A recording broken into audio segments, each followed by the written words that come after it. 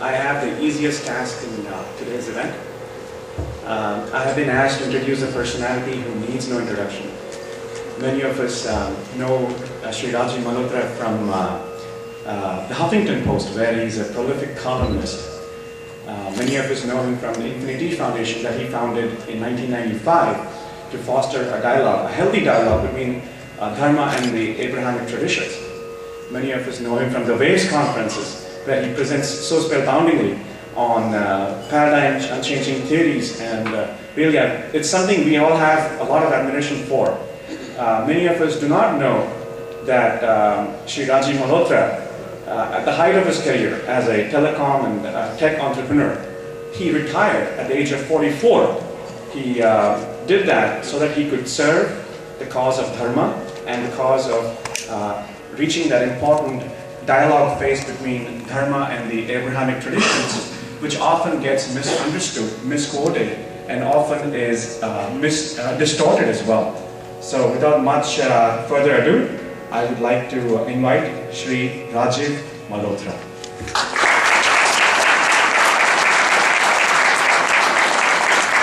This is a very important occasion, being the 10th anniversary of September 11.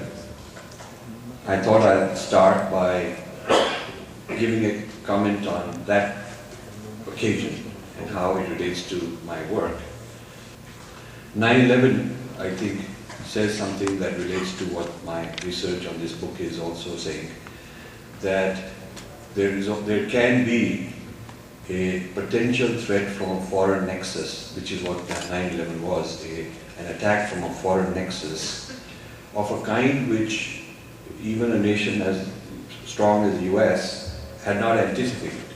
So you may have strong defenses, you may be protected against all kinds of things that you can predict and anticipate, but what you have not anticipated could be so bizarre and could be so strange that if and when that happens, it can be quite dramatic. That's 9/11.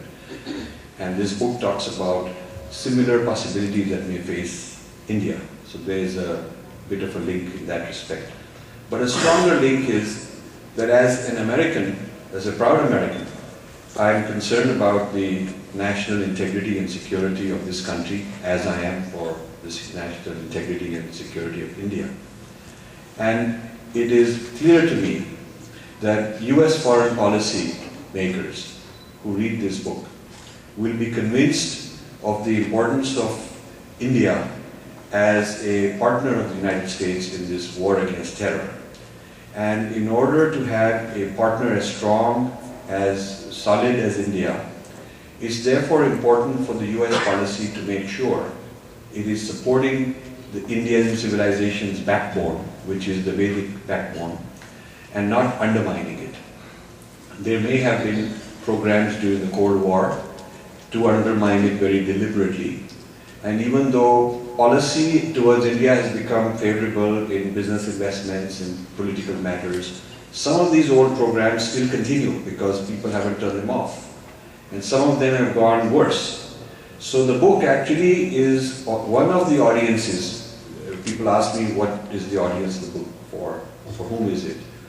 And there's many people for whom it is. And one of the audiences I would like, I have not yet managed to get it into their hands, but one of the audiences I would very much like is the US policymakers, who need to understand that any program from the West which may undermine India, be it radical conversions, be it interventions under various garbs, will in fact undermine an ally, and that's the wrong thing to do.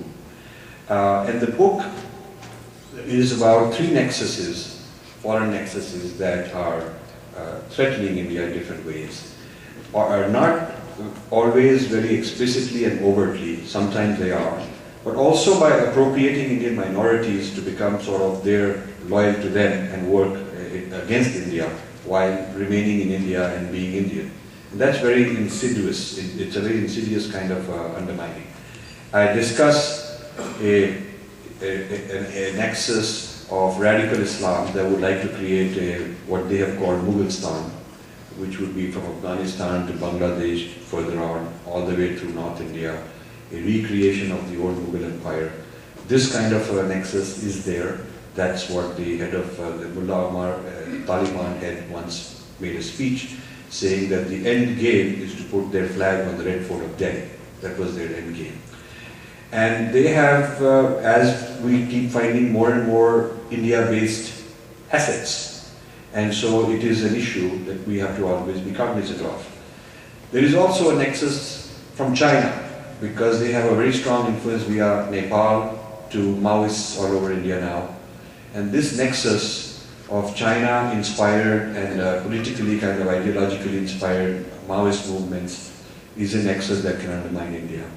And the third nexus is West-sponsored and inspired and managed and funded missionary work and leftist work that is based on the approach towards human rights, which undermines the integrity of India. So these are the three nexuses that the book talks about. But in the American context, the primary nexus is the third one. And I feel that there is a bit of a schizophrenic or contradictory policy on the part of the US, which the book tries to bring out and try to make policymakers reflect on it and change it. On the one hand, India is a friend, as I mentioned, in many dimensions. And on the other hand, this particular type of activity continues. And of course, the government can say, we are not doing it, there are private people doing it, and there are human rights people doing it. But the point is, the government knows about it. The government, in fact, the US government in many ways indirectly encourages this sort of thing. And my thesis is that this is bad US foreign policy. And I make this claim as an American wanting US policy to be good for the United States. I make the claim that this is actually bad for the United States, because weakening India's civilizational unity and integrity and sense of cohesion will not make it good for the US. In fact, it will invite the other two foreign nexuses into greater positions of power. And that's not in the best interest of India. When I say breaking India, what is being broken that I refer to is a unified sense of history. What is being broken is the sampradayas, the paramparas, the sense of continuity, that we are one. With all the diversity, we are unified. We have the tirthas, we have the sacred geography with mountains and rivers. The sense that we have a collective destiny and we are together for a long time. Breaking this down, breaking down the symbols, disabusing some of the spiritual traditions, has become more than just a pastime for certain people in the academy, some think tanks, certainly some churches. And so the breaking down I'm talking about is breaking the psychological sense of unity. And once people have lost that psychological sense of unity, then they're not as unified in defending it, as strongly committed to fighting for it. The sense of identity can be broken. I'm showing that many strange identities have been created, which are small, tiny, minority identities, and they are made to fight each other and against the nation. So these sub-identities or fragmented identities are also a threat to the nation. And many instances exist where the first breakdown of a nation is psychological, sense of history, sense of unity, and then the physical violence and separatism can be triggered out of that. Once the youth are convinced that my problems are because of all the others who are not like me, and I have to fight them, and my problems are because their ancestors have always oppressed my ancestors, this kind of a negative history. It breeds a sense of violence, or it makes it easy to sort of slip into something that is not unifying for the nation. So that's the sense of breaking India that I'm talking about. And this can turn into a physical breakdown. It can turn into a geopolitical, physical, military kind of activity if it is not contained. Today, a very large number of districts in India have some insurrection, some separatist movement, some militant movement, and it's bringing down the GDP of India by some percent. And if you look at the effect, cumulative effect of bringing down the GDP of a country by 2-3% over 60 years, 70 years, it is a huge amount. I mean, the compound effect of 1 or 2%. over 50, 60 years means that our GDP could have been double, triple if we didn't have that 2% loss due to the internal fragmentation. So just because we kept the country together doesn't mean that the problem is not serious. We kept it together, but at what cost? And is this cost getting worse every year? Those are some of the issues that I'd like people to read, and it'll provoke you to think. I also had a radio interview this morning here in Dallas, and wonderful gentleman with a small 10-minute slot he had. So the question he asked was, how does all this relate to Vedic Dharma? That was his question. And I said that the way you have to see this is that the Mahabharata is still going on. This is the Mahabharata. Mahabharata is still going on. That is what the geopolitics of today is. And the Kurukshetra is not just a town in Haryana like it once was, but the globe is the Kurukshetra. This is a global Kurukshetra, and this is a war going on. And there is dharma and there is adharma. And so just as Sri Krishna tells Arjuna that it is not enough to just go onto your own and look for your own moksha and so on, you also have this dharma and this duty to fight in this Kurukshetra. So also we have this duty in different capacities to get engaged in this issue of the mother India that we sang for being under threat. And that is why this is not something that should be off limits for spiritually minded, religiously minded people to discuss. Often we have people who say, well, I don't believe in all these things, and they have a kind of an escapist, otherworldly attitude. And that's unfortunate because it means we really cannot mobilize enough people to even speak out loudly. So that's just to give you kind of a bird's eye view. Now, the work that led to this book has been going on research-wise for over a decade. I have always been interested for a long time in this whole Aryan-Dravidian issue, the debate. And I've always been reading on how this was an artificial creation. This Dravidian identity was an artificial creation during the early 1800s. The Germans created this sense of Aryan because they needed it to create their own German and European identity. And this is all explained in the early chapters of the book. And then some British missionaries in South India took that Aryan identity and against it created the non-Aryan and called it the Dravidian identity. And it started as a linguistic separation. Then a few years later they turned it into, the culture was different because they had different ideas and values and symbols, that's what they claimed. Then they turned it into race, that's a different race. India has got these different races. Then they turned it into religion. And so thus was born a whole Dravidianism movement which dominates politics in South India. Now, recently, the Dravidian movement, which is no longer sort of secular as it was, there's a huge takeover by Christianity. The church is appropriating the Dravidian identity and creating something called Dravidian Christianity. If you search Dravidian Christianity, there's a lot being written on it, a lot of activism, a lot of youth empowerment and training going on, PhD dissertations in some universities in South India producing this kind of idea of Dravidian identity. So this has been an area of interest of mine. And in 2005, there was a conference in New York, and they've now had 5 of these. I think it was either 2005 or 3, it's in the book, the exact detail. And Senator Hillary Clinton sent her blessing and support for the conference, that this conference will show the true history of India, kind of thing. And the conference was on the true history of South Indian religions. That was the conference. And it was heavily funded by Dravidianists and Christians in alliance. And paper after paper, we have an appendix which summarizes what all these papers are saying. Paper after paper was trying to show that the Tirukural and the Shaiva Siddhanta, which are the 2 great Tamil classics, are actually after Christ, after Jesus' period, and they're heavily influenced with Christianity.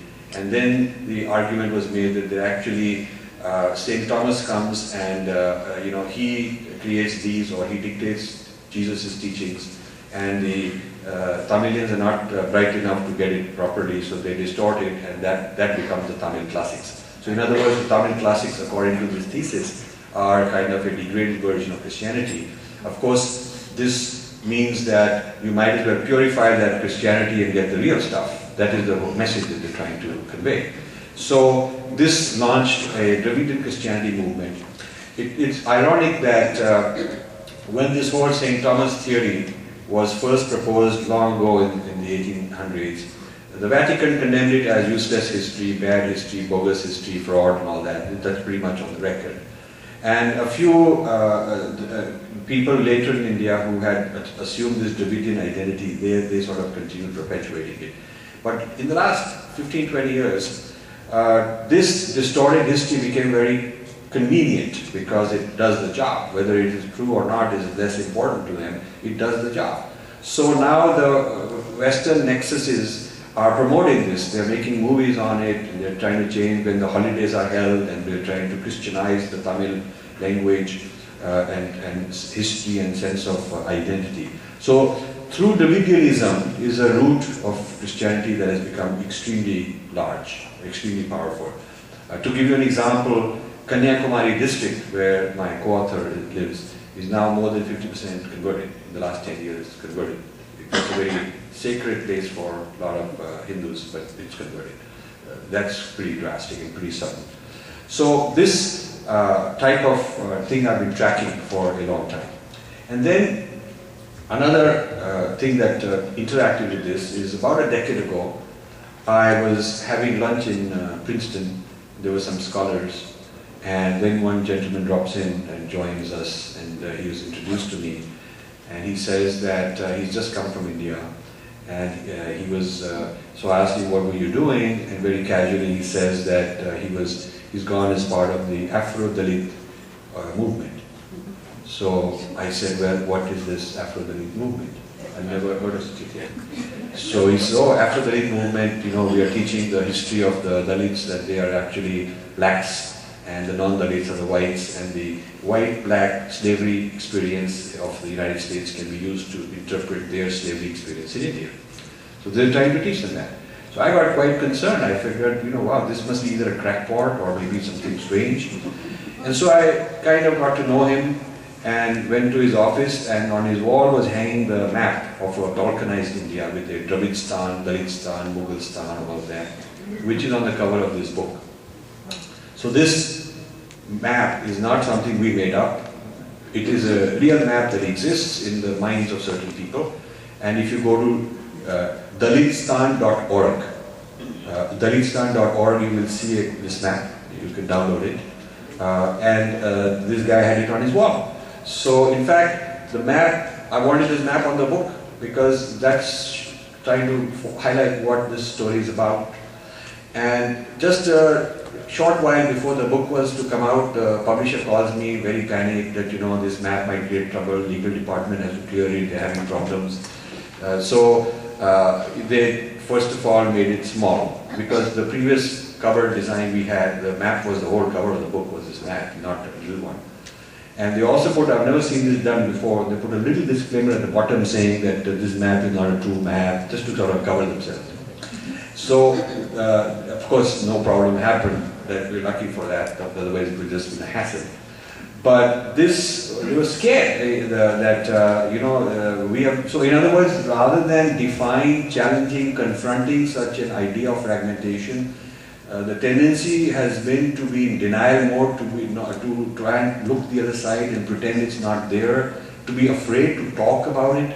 It's like, you know, if we are scared so much that we don't even want to face the issue, we don't even want to admit the issue. That's the kind of psychology I found among the publishers in India. So I insisted that, you know, you've got to put this map on the cover. They put a little smaller one, but at least they put it. And when you get the book, you will see this, what this map is saying. And when you go to Dalittstan.org, you can download it for yourself. So you can imagine, more than a decade ago, what kind of an impact it must have had on me to discover all this. So I decided I better find out more, you know, who are these people? Why are they, who's sending them to India? What are they doing? Who funds it? What's their game plan? So through this guy, he was very nice. You know, a lot of them are very innocently sucked into this. They're not necessarily vicious people. There's some people who have got a game plan, but a lot of naive people get sucked into these things. So he was telling me that so-and-so organized it and the names of various institutions here and there. So I would keep following up on who's who, and then I would try to discover various organizations. And then I found who else supports this Afro-Dalit concept. And they tend to be the same people who are also supporting Christian Dravidianism. So this Dravidianism being Christianized and this Dalitism being Christianized, a common kind of an agenda. There is a tendency to try and merge these two into an overall program and to go into different parts of India and and sell whichever one works. In North India, Dravidianism won't work, but Christian Dalitism will work. In Tamil Nadu, Christian Dravidianism works. So they try to do whatever works, but there's an overarching, cohesive view of all this. Now, in discovering, I wanted to follow the money trail of these organizations, because in the US there is not only a Freedom of Information Act, but if you are a non-profit registered, then there is a requirement that a common citizen can ask for disclosure, and you have to disclose your things. And there is also something called guidestar.com, which you may not know about. Guidestar.com is a site where, if you're a member, you can look up any non-profit organization's filings, IRS filings, that tell you where the money comes from, where the money goes. And so I started doing a lot of investigative work. Following the money trail, you know, I wanted to look for who are the organizations sending large amounts of money to India. And then I wanted to get some help in India. I hired some people there to go around to the village areas and see what do they do with this money. And this way, linking the US as a source of money and source of ideology, training, political championing, lobbying, and the places in India which are carrying out the work. And I try to connect the two and make the whole thesis. I went to several international events where these strategies were being discussed. Either myself or someone else would represent me. And in India, since I don't know Tamil, I got some people to go and get into these events and bring back their leaflets, translate them, send them to me. So I could get some real empirical research data which we can substantiate. The conclusion we reached is that there is a global nexus with headquarters outside India and operating branches or operating NGOs within India. And these work like parent headquarters with subsidiaries. They work in the same kind of a way. The headquarters they develop the ideology, they send people for training with nice names like youth empowerment, women's empowerment, these kind of nice names. But the actual content of the training is what I would consider to be anti-national, because it is certainly a breaking India type of a thesis that they're teaching in terms of history and spiritual or religious identity and things of that sort. The international nexus also plays the role of protecting these activities in international circles, in the United Nations, Washington, London, Brussels. They give funding, they give them a lot of political support so that internationally this thing remains hot. They run media networks to keep circulating these stories about whatever is happening in a certain place that they want to promote and publicize. So the activities of the international nexus and the activities of the local people are, the local groups within India are coordinated. And since I come from a multinational background in my corporate days, I know how corporate headquarters does things to manipulate or manage the subsidiaries in its own, according to its own needs, while making it look like it's hands-off, autonomous, everybody has to be given freedom, but there are subtle ways to do it. So I can figure out when something of this sort is going on. Now, in the process, I started gathering a large amount of literature on such people. Often, I would write to somebody and say, oh, I am interested in your marvelous range of India activities. When you tell me what are you doing in India, they would send me a big box of literature. So it is not like I had to go like a spy and all that. It was like you call them and say, you know, or you join there, you can join. You join as a member, you give them $50, you join. They put you on their list. And then they keep sending you that we have this program, this youth training program, that program, and then you say, oh, I have a friend, he will join you. They'll invite him also. So it is a very open, information is very open. And so I have not done anything that anyone else couldn't have done. It's just a lot of hard work to go running around compiling so much data. But the data is available. So that's the good thing about it, because when we make a statement, we can substantiate it. And in most cases, the organization we're talking about will say, yeah, we think this is good stuff, we are doing it, what's wrong with it, we should be doing it, we are liberating those people, we're giving them human rights, we are, you know, so their ideological spin is so convincing to them that they don't think there's any need to do this secretly. They are quite open about it, that this is their game plan. It's just that when you put it so convincingly together in a cohesive work, and then show it to them, then they get kind of rattled that you've exposed them in a sense. But if you were to ask them, are you sending this money, are you doing this program, that program, they'll say, yeah, we're very happy we're doing all this. So I started compiling, and what was started out as a bookshelf filled with binders and material became a whole bookcase with so much volume, and then more than that. So I started hiring student interns to scan this, and we'll go put it online so we can search and look for patterns and whatnot. And then eventually I hired people in South India to track things at that end. So this is the first time ever that a research was done based in the US and in India, coordinating the data to find out this global nexus. It's never been done. I mean, if you look at South Asian studies, in Madison, University of Wisconsin, Madison, they have a conference called South Asian Studies every year. This is the 40th year, this October, I think. They have between 500 and 1,000 papers presented. It's going on for 40 years, so it's a long thing. And there's one in Berkeley. So I wanted to find out, what do these guys do? Who funds them, and what is their view on all these things? And I started buying old proceedings. And then they started wondering, who is this guy that wants to buy all these proceedings from old? Usually people buy 1 year or 2 years, but not so many years. When we did this project, we bought 33 years worth of proceedings. And some of them we had to buy through other intermediate names, so that you wouldn't think that it's just one guy trying to compile.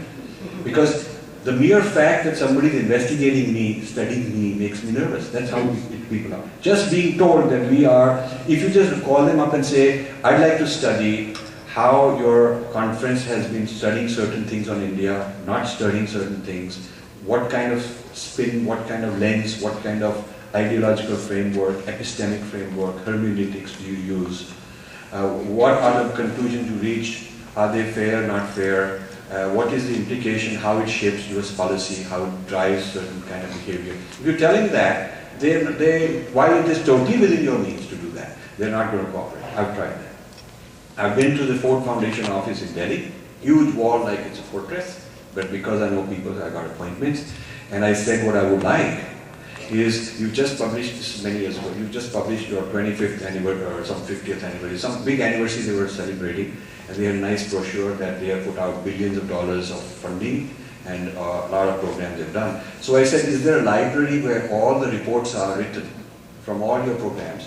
And I'd like to stay here for a few days and go through all the reports you produce, because after all, if the purpose is to produce reports, then the output, the final product is your library of reports. That is what you are proud of. So it would be wonderful if I could write a book on what the Ford Foundation has done as an independent guy.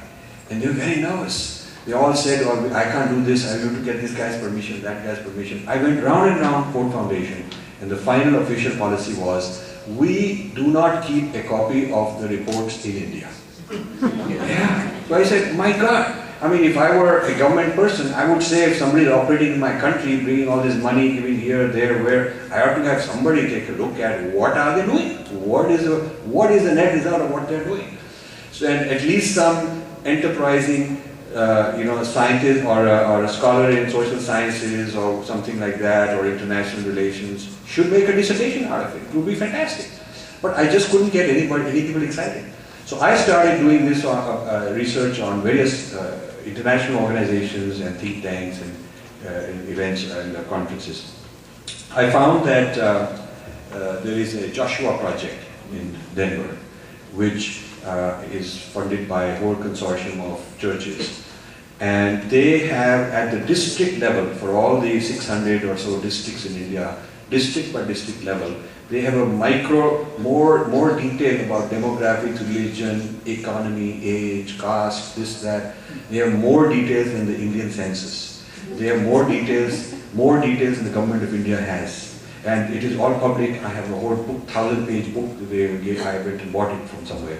And it gives you a kind of a who's who among the various communities, who gets along with whom, who fights with whom, like that. So, and who you can win, who need, where our marketing is being successful, what is the percentage of penetration, and who are the people with the least market penetration from our side. It is so brilliant that as somebody who worked in corporate marketing, I tell you, if Coca-Cola or IBM or anybody had such detailed market knowledge about their market, it would be considered brilliant marketing. And I don't think any multinational knows the whole country so detailed as these guys did. So this is very amazing. And then I came across Dalit Freedom Network, based in Denver also. And Dalit Freedom Network is quoted a lot in the news that they are promoting some Dalit stuff and like that. And I wanted to find out who they are. So I did some detailed work. Most of the guys behind it, who created it, who are trustees, who give the money, not one of them is an Indian or a Dalit. They are all white Christians. So it amazed me that basically a group of white Christians want to champion Dalits far away in India. Wow, this is very exciting.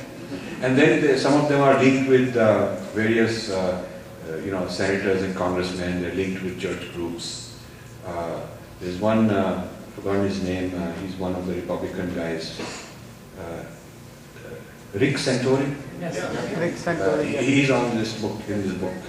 He's part of something like that, issuing statements, resolutions, supporting such activities.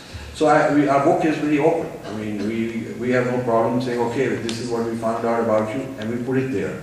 So we found a large number of strange and people that you don't think are great lovers of India. I mean, they're not doing it because of great lovers of India, but there's some kind of an ideological reason for doing it. So Dalit Freedom Network has a few poster boys like Kanchan Ilaya and people like that who they bring in. So they have a brown skin face and they go around giving talks. They give them awards. Kanchan Ilaya, for those of you who don't know, is a very radical anti-Hindu. He wrote a book called Why I'm Not a Hindu.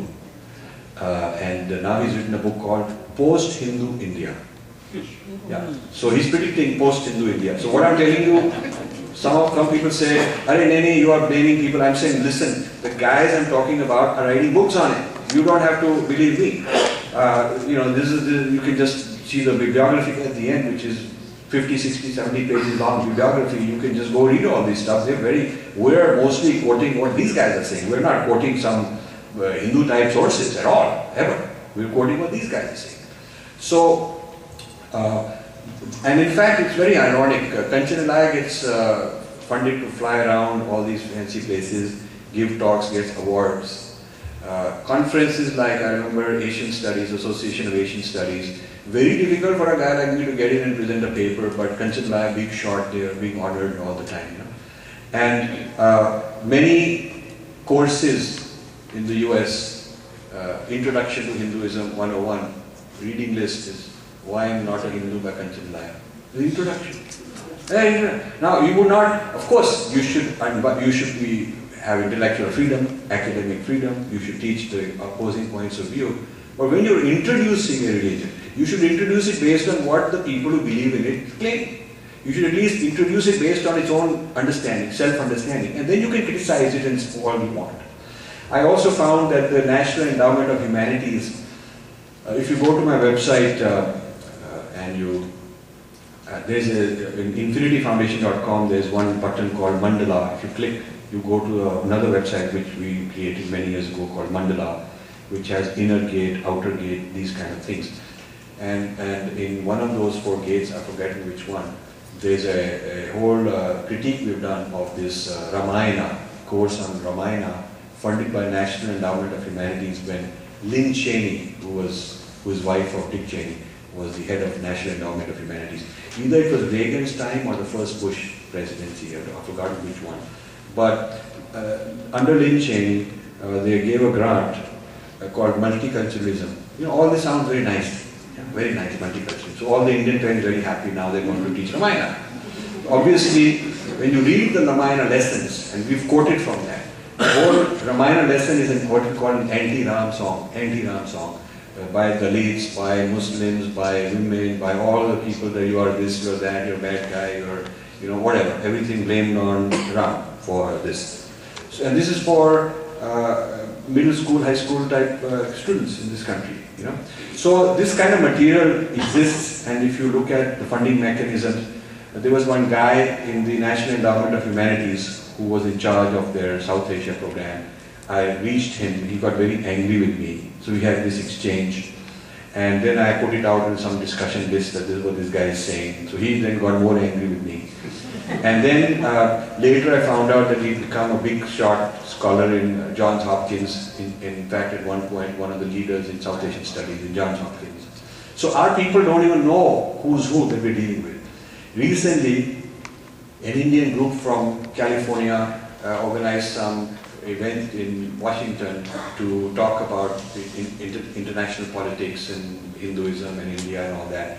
And they thought that they're inviting this guy because he's very well spoken and he speaks good Indian language and he's very polite and all that. So they invited this same guy. They had no background about his work.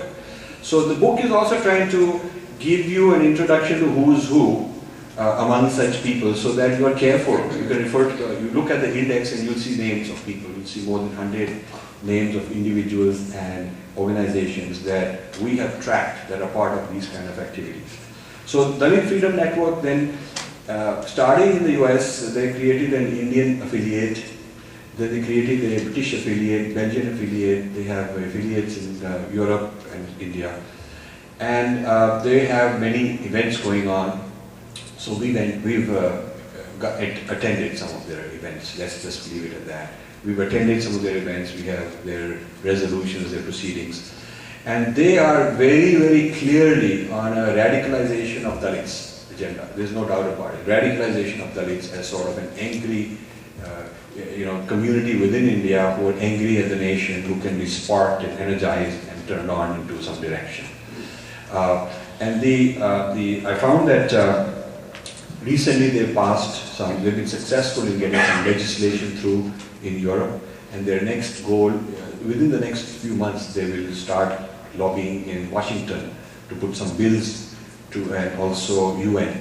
So they're trying to put India on the, as a kind of a list of countries that have this problem that can cause sanctions. And then what they really would like is that India has to get a good certificate health clearance from a certain organization, which will be run by people they have planted.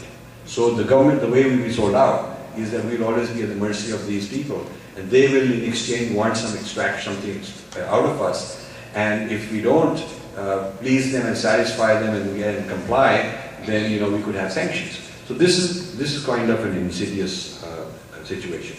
Then there is a Gospel for Asia, which is a Dallas-based organization that is run by an Indian, and he's very anti-Hindu. He gives I have a lot of his videos and all the talks he's given here and in India, and he's raised something like $35 million a year sometimes.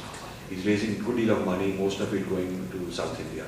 So we found that among the churches, they're not all like that. Different churches have different plans and different levels of activism in this regard. The worst that we found, the most, for the problem of embarrassing India internationally and taking legal action against India, we found that the Lutheran Church, based, not US one, but the one in Northern Europe, Germany, and Scandinavian countries, has been the most active, the most radical. They've been organizing conferences. One was held in Thailand on India's Dalit problem. You wonder, why is Lutheran Church of Scandinavia interested in conference in Thailand on India's Dalit problem? And they've been doing this in Europe also. So they built a 25-year plan long ago, and they're following it up. So this is different than our groups where everybody likes to put on a resolution, become very famous, get his name in the paper, and then they've forgotten about it. I have yet to see, and this is true, I have yet to see a Hindu organization where they start the meeting by reviewing the resolutions passed last time and giving a status report on where things are and holding people accountable. That if last time you made this resolution, what did you do about it? And you made that resolution, what is the progress on it? And that's how you do it in a corporate world or in any professional organization. You don't get away by making a resolution and throwing it in the trash. You then have to act on it. So we don't act on it, but there it's remarkable how well it is tracked, like really professional standard of management going on. So that is Lutheran Church. There's an appendix on that and a whole lot of articles on what the Lutheran Church is up to and how they're part of this whole thing. And then there is the US Commission on International Religious Freedom. This is a commission which was set up during, there was an act called International Religious Freedom Act, signed by President Clinton. They had been arguing, the Christian right, Pat Robertson and his people had been arguing and mobilizing this act. And by religious freedom, they mean force the other country to open the doors for evangelism. That is their idea of religious freedom. So this Religious Freedom Act, Clinton signed, not because Clinton necessarily wanted to, but he was weak at a certain point, needed some favors from the other side, their votes for his, his bills, and they put in this on the agenda, and it wasn't a big deal, so he signed this International Religious Freedom Act.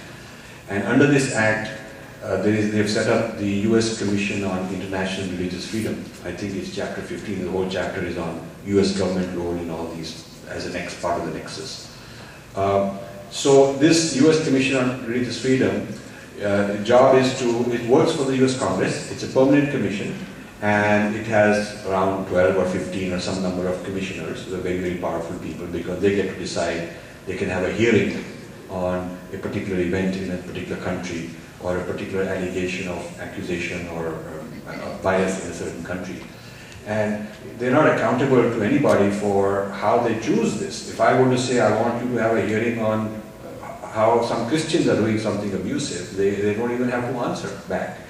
But if 3 or 4 Christians write a affidavit and send it to them, they can have a whole hearing. And they have powers because they can advise the president to put a country on sanctions, economic sanctions. They have the authority to do that. And they put India on the watch list. India is on the watch list along with some countries like Cuba, North Korea, Afghanistan, lacking religious freedom. Yeah. Countries that have a problem of religious freedom, don't have religious freedom. Now this is very interesting because while there are so many problems that India has that I, as an Indian, am concerned about, I never felt that lack of religious freedom is a problem for India. I felt that there is no problem of religious freedom in India. There are many other problems. So to select India as a handful of countries, put him on the watch list, is absolutely scandalous that we let this happen. So this has been the area of work which is summarized here.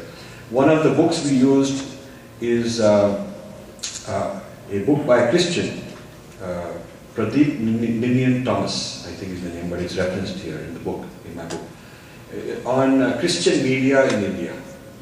Now, they study these things. These are academic. They not only have so much activity, they have people whose job is to study, and then others' job is to evaluate it. It's very systematically done. So he is writing where they've succeeded, where they have failed. And he's writing on who are some of the heroes of this Christian infiltration into media in India, and how these heroes are recognized. They have annual meetings in different parts of the world, and the best writers who are giving a Christian spin are called from all over the world. They give recognition, they give talks, they have workshops, they teach each other tips, how to do this job better. So there's a whole management program to manage the Christianization or the Christian spin on media in India. And in fact, a book that gives a report, and you can go to India and buy it for a few $100s. I have a copy of it. So this is very open information that you can compile if you really want to do that. So this is, in a nutshell, what is going on. Now, this U.S. Commission on Religious Freedom has not a single Hindu. They had one Hindu, Preeta Bansal. After we lobbied quite a lot, they got one Hindu. And she lasted a couple of years and then left because she was the only person and outvoted, and it was not easy to get things through. Most of them are fairly right-wing, extreme right-wing Christian type people who have had a history with World Vision. Some of them were president, vice president of World Vision. People of that kind are running this US Commission. And even after Obama came into power, one of my disappointments, which I've mentioned, is the way the Obama administration has been very complicit in this regard. They did not do house cleaning, get rid of all those guys and put in really the people who would represent all the world religions in a proper, fair way. They haven't done that. And actually some of the policies have become worse in terms of US government supporting foreign evangelism. This business of US government supporting foreign evangelism is not secret, it's not a controversial statement. Many academic books have referenced. I have a whole shelf of such books on export of the gospel as a part of US strategy.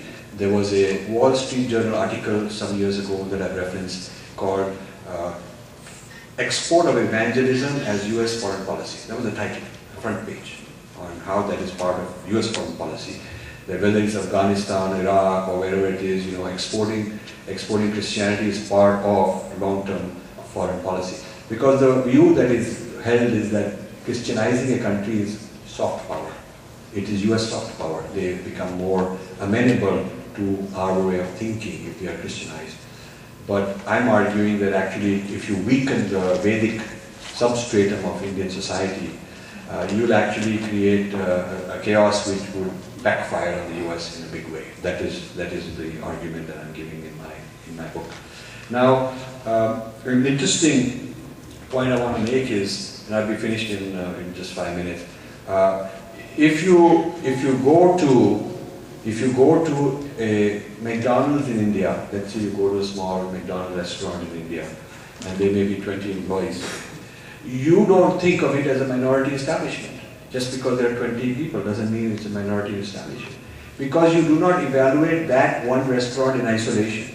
You look at the restaurant along with all McDonald's worldwide, and you say, well, they've got tens of thousands of restaurants, this is one of them, and McDonald's is tens of billions of dollars multinational, and so every little restaurant in isolation may be a small minority in a town which has hundreds of restaurants. They may look like a minority, but they're not entitled to any minority privileges because they're part of a global empire. They're part of a global thing.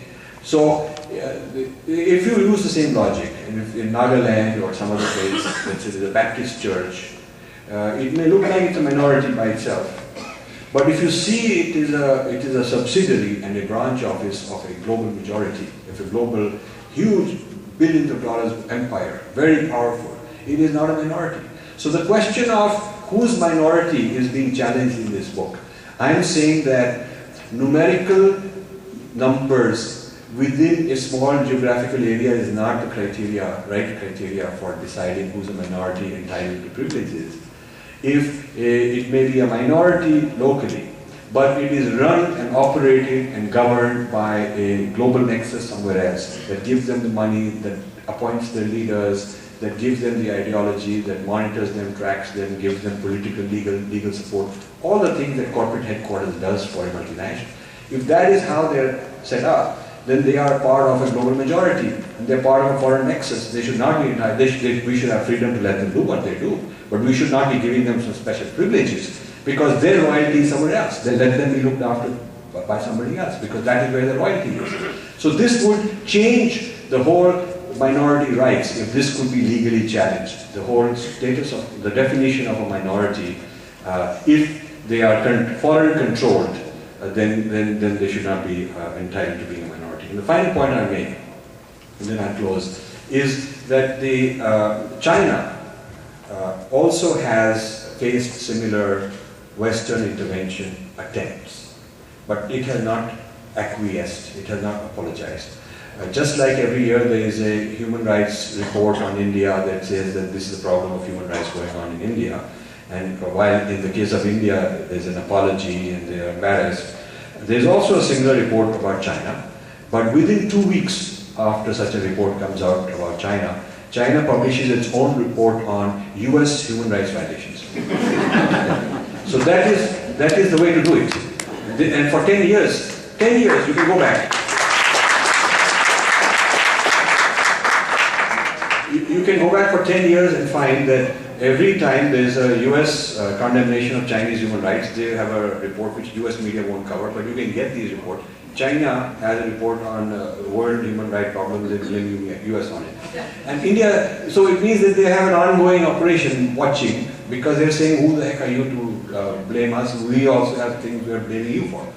So this is something where a certain audacity and a certain spine and a certain kshatriyata would be required on the part of our leaders, and unfortunately that is not the case. You cannot convince an ambassador or a consul general even to attend a talk like this, even to receive a copy of a book like this, because he's very embarrassed. And these are the people who are supposed to protect us. So when naive people come to me and say, well, why aren't you getting help from the government? I'm saying, well, maybe the government is the problem. So that is really